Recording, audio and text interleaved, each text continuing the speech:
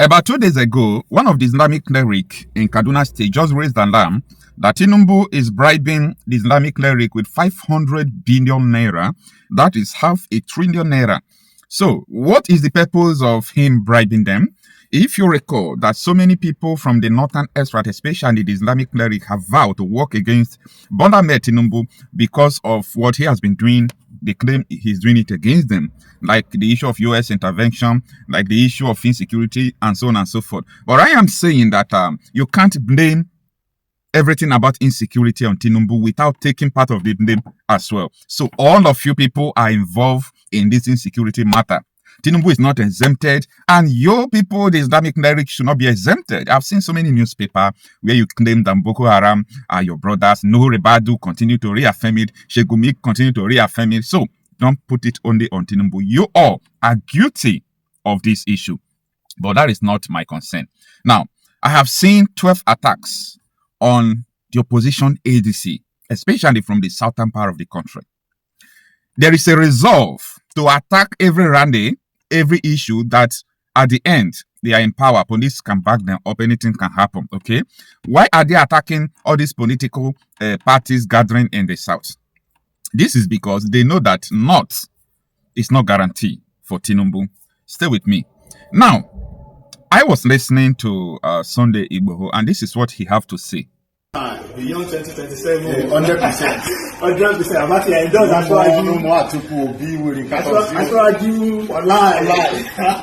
After I do make that's why I do after Baba I belong for another extra. I don't make it. I buy you Baba. What about what to you guys? Igboho ló sọ bẹ́ẹ̀. Ogbe Atiku wèrè kan, abobi wèrè kan wà lẹ́yìn Yorùbá. Igboho ló sọ bẹ́ẹ̀. Alágàlaga. Lọ́wọ́ Igboho aṣáájú ló ní.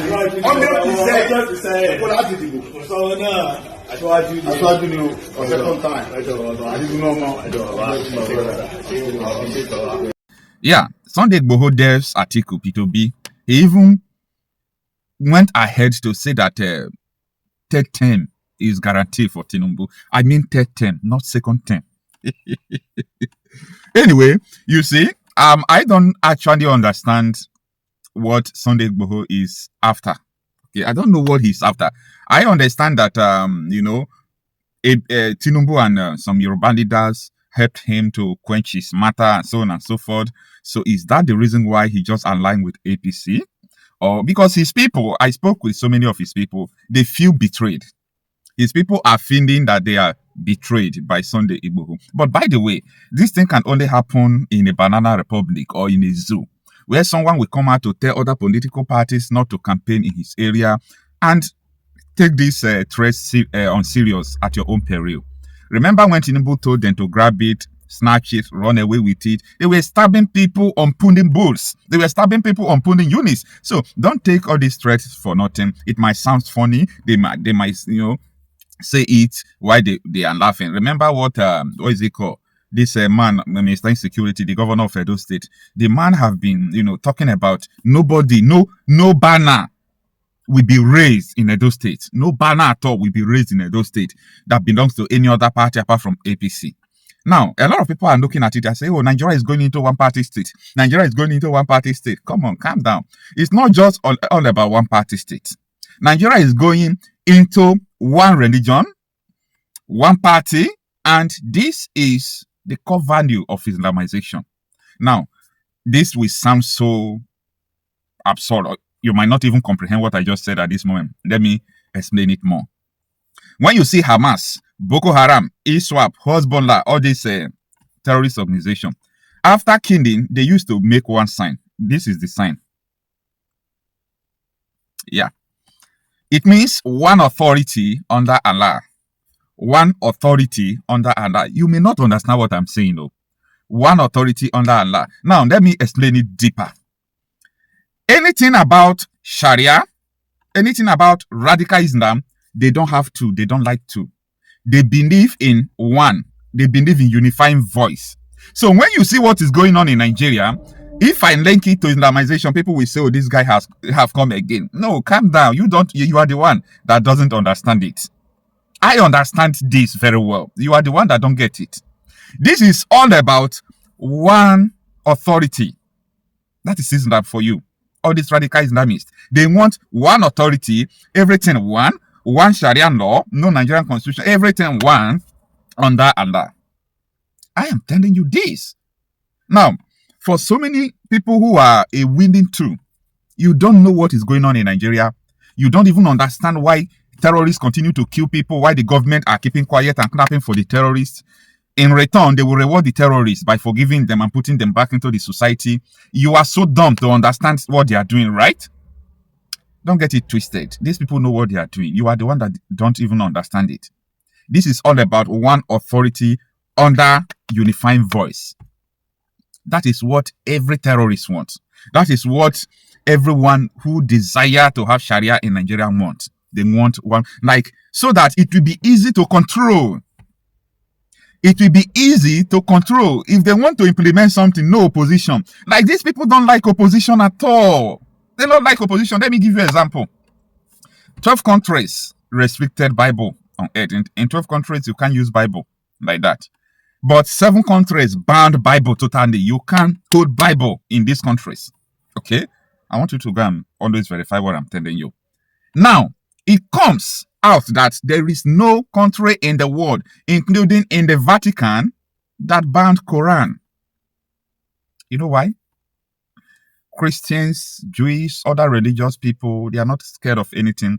They are not scared of opposing voices, like in the name of democracy and free world. But you see this, 7 countries ban Bible. You can't even open Bible there. Why? Because of what I'm telling you now. Unifying voice. They don't want opposing voices. They don't want anything opposing voice at all. They just want something. And what they actually want is one. It is time you start waking up. This is not just about politics. But anyway, I am so much disappointed. So much disappointed to hear this from Sunday Igboho.